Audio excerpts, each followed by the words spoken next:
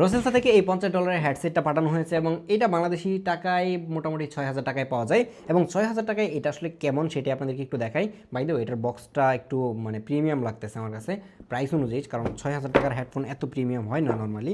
তো এই হচ্ছে এটার বক্স কন্টেন্ট। প্রথমে আমরা হচ্ছে হেডসেটটা দেখতে পাচ্ছি, এটাকে একটু আমরা বের করি।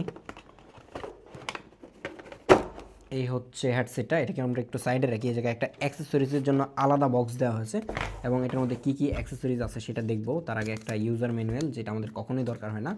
এবং এই জায়গায় অ্যাক্সেসরিজের যেই বক্সটা আছে সেটাতে আমরা পাচ্ছি হচ্ছে একটা ইউএসবি চার্জিং কেবল, মানে A to C কেবল। তার পাশে পাচ্ছি হচ্ছে আর একটা টিআরএস টু টিআরএস যে অক্স কেবল আছে সেটা, মানে হচ্ছে এটা ওয়্যার দিয়ে হচ্ছে যে আপনি পিসি অথবা ফোনের সাথে কানেক্ট করতে পারবেন।